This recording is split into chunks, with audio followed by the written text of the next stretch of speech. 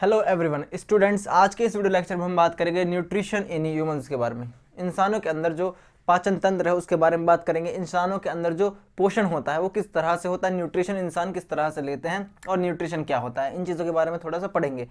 और इस video lecture के बाद हम क्या स्टार्ट करेंगे, हम इंसानों के अंदर डाइजेस्टिव सिस्टम को पढ़ेंगे। क्या पढ़ेंगे?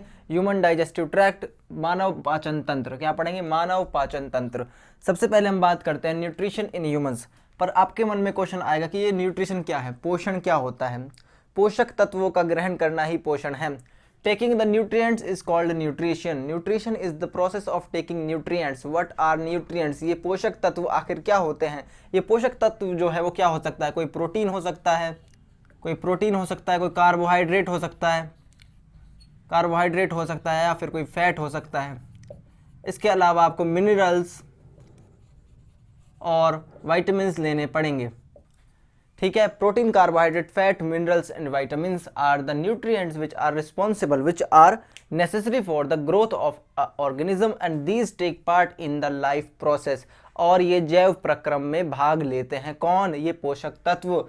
जैव प्रक्रम क्या होते हैं? अगर इंसानों में या फिर किसी ऑर्गेनिज्म में हम सबसे छोटी इकाई को देखें, सबसे छोटी इकाई कौन सी है? वो है सेल, यानी कि कोशिका।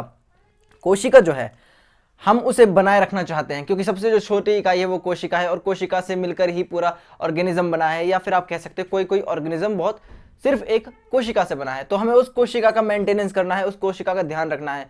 वो ध्यान हम नहीं रखेंगे, कोशिका अपना ध्यान खुद रखेगी और बहुत सारी मेटाबॉलिक प्रोसेसेस के द्वारा इन लाइफ प्रोसेस को क्या करेगी? मेंटेन करेगी। या आप बोल सकते हो कि लाइफ प्रोसेस और मेटाबॉलिक प्रोसेस आपस में बहुत ज़्यादा जुड़े हुए हैं। मेटाबॉलिक प्रोसेसेस की वजह से ही लाइफ प्रोसेस चल रही है। और लाइफ प्रोसेस क्या होती है? जैव प्रक्रम क्या होते हैं?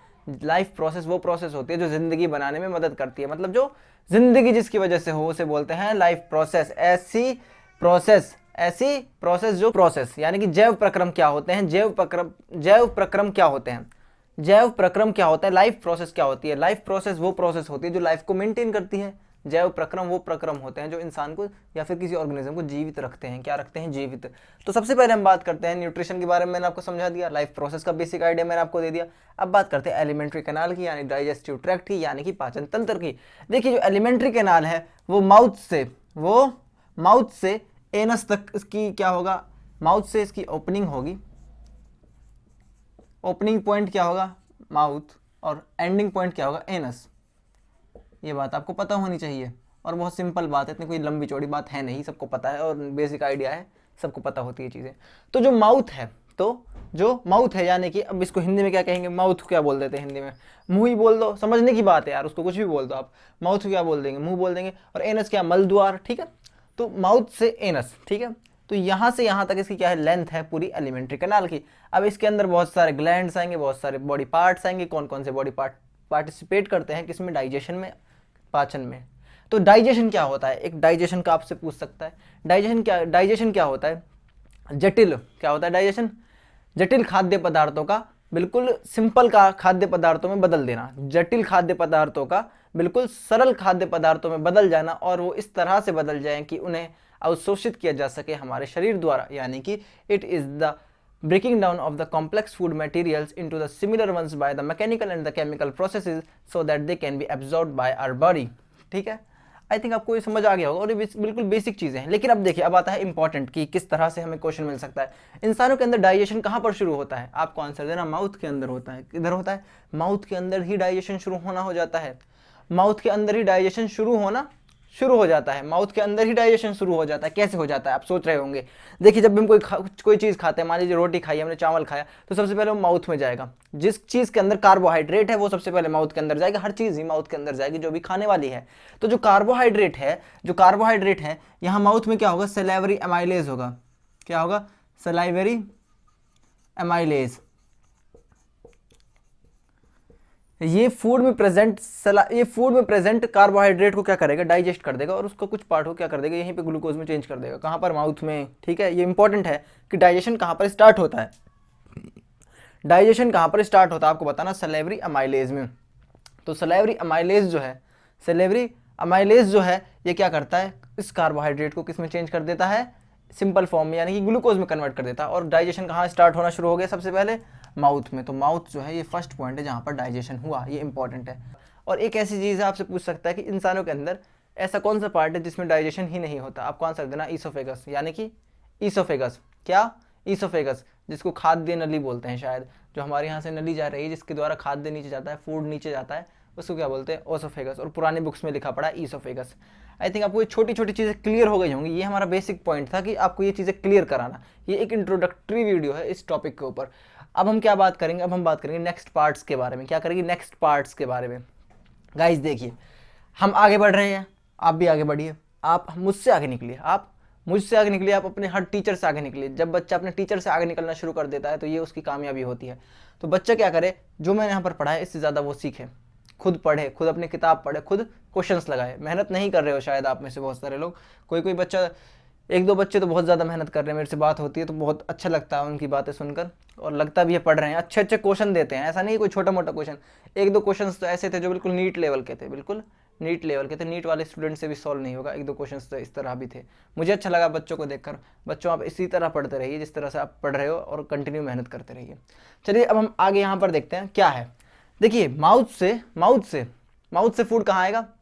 ईसोफेगस में आएगा। कहाँ आएगा? ईसोफेगस में। आपको पता होना चाहिए जो हमारी सलाइवरी एमाइलेज है ना, और हमारा माउथ है, इसके अंदर ना, माउथ के अंदर क्या होता है? लाइसोजाइम एंजाइम भी होता है। क्या होता है? Lysozyme enzyme. क्या होता है? Lysozyme enzyme. तो माउथ के अंदर कोई बैक्टीरिया एंटर करेगा नहीं इनिशियली, शुरुआत में अगर माउथ में कोई बैक्टीरिया एंटर करेगा तो वो मर जाएगा, क्योंकि हमारे माउथ में क्या होता है? लाइसोजाइम एंजाइम होता है। मैंने आपको बताया था कि लाइसोजाइम एंजाइम बैक्टीरिया की सेल वॉल को खत्म कर देता है। पर अब हम बात करते हैं कि फूड जो है माउथ के बाद कहाँ पर एंट्री लेगा? ये एंट्री लेगा ईसोफेगस में। किसमें? ईसोफेगस में। और जब फूड नीचे जाता है तो कई बार आपको, क्या आप बात करते रहते हो तो आपको एकदम से खांसी सी हो जाती है ना। वो क्यों होती है? कि जब आपको फूड जब नीचे जा रहा था ईसोफेगस में, तो उस टाइम जो आपका विंड पाइप था, देखिए विंड पाइप और फूड पाइप आपस में ना जुड़े से पड़े, आप इस तरह मानिए। तो जो आपका विंड पाइप था, जो आपका श्वास नली थी, उसमें क्या होता है? ऊपर एक कार्टिलेजिनस फ्लैप होता है। क्या होता है? कार्टिलेज से बना हुआ एक स्ट्रक्चर होता है, उसको बोलते हैं एपिग्लोटिस। क्या बोलते हैं? एपिग्लोटिस। तो जब आप खाना खाते हो तो एपिग्लोटिस जो है वो एक तरीके से क्या हो जाती है? बंद हो जाती है। क्या हो जाती है? बंद। लेकिन कभी कभी वो एपिग्लोटिस बंद नहीं होती और खाना आपकी श्वास नली में चला जाता है। तो उससे क्या आता है? आपको फंदा बोलते हैं बहुत सारे लोग। फंदा आ गया। क्या आ गया? हमारे लैंग्वेज में तो फंदा बोलते हैं। और उससे क्या हो जाती है? एक तरीके से खांसी सी आ जाती है, एकदम आप बोल सकते हो कि गला घुटने लग जाता है। ठीक है, तो क्या होती है वो? एपिग्लोटिस। एपिग्लोटिस क्या होती है? Covering of the wind pipe. आपसे पूछ सकता है।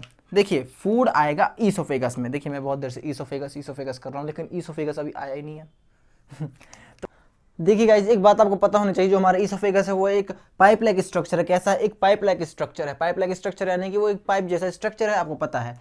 तो ईसोफेगस यानी कि खाद्य नली, जिसके द्वारा खाना जो है वो नीचे जाता है। उसको मैंने 3 पार्ट्स में डिवाइड कर लिया। एक पार्ट ये हो गया, एक पार्ट ये हो गया। तो अपर 1/3 part, middle 1/3 part and lower 1/3 part. जो अपर 1/3 पार्ट है ये सिर्फ बना होगा स्मूथ मसल, स्केलेटल मसल से। किससे? स्केलेटल मसल से। जो अपर 1/3 पार्ट होगा वो हमेशा बना हुआ होगा स्केलेटल मसल से। स्केलेटल मसल से। स्केलेटल मसल कौन सी होती है? जो हमारी मर्जी से चलती है, ऐसी मांसपेशियां जो हमारी मर्जी से काम करती हैं। उसके बाद जो बीच वाला पार्ट है वो बना हुआ होगा स्मूथ जमा, यानी कि स्मूथ और स्केलेटल मसल दोनों के मिश्रण से। SKELETAL, skeletal. स्मूथ और स्केलेटल मसल देखे जाएंगे हमारी ईसोफेगस के बिल्कुल बीच वाले पार्ट में। और उसके बाद जो लोअर 1/3 पार्ट है, आपसे देखिए क्वेश्चन पूछ सकता है कि लोअर 1/3 पार्ट जो है ईसोफेगस का वो किससे बना हुआ होता है? अपर 1/3 पार्ट है ईसोफेगस का, वो किससे बना हुआ होता है? इस तरीके के क्वेश्चन पूछता है। AMU में हार्ड क्वेश्चन पूछे जा रहे हैं। मुझे ये बात समझ नहीं आ रही कि AMU में इतने हार्ड क्वेश्चन क्यों पूछे जा रहे हैं, क्योंकि इससे क्या है कि बच्चे जितना ज़्यादा पढ़ेंगे उनके लिए उतना ही कम है, तो बच्चों को बहुत ज़्यादा मेहनत करनी पड़ेगी। ठीक है, वैसे ये चीज़ अच्छी है कि अगर आपसे ज़्यादा क्वेश्चन पूछे जा रहे हैं, टफ क्वेश्चन पूछे जा रहे हैं, इससे क्या है आपका लेवल चेक किया जाता है। तो उसके बाद देखिए जो लोअर 1/3 पार्ट है, जो लोअर 1/3 पार्ट वो बना हुआ होगा ओनली स्मूथ मसल से। किससे बना हुआ होगा? ओनली स्मूथ मसल्स, यानी कि अनैच्छिक मांसपेशियों से। कौन सा पार्ट? लोअर 1/3। अपर 1/3 पार्ट ओनली स्केलेटल मसल से, यानी कि जो मसल हमारी मर्जी से चले, जो मांसपेशियां हमारी मर्जी से चले, ऐच्छिक बोलते हैं शायद इसको।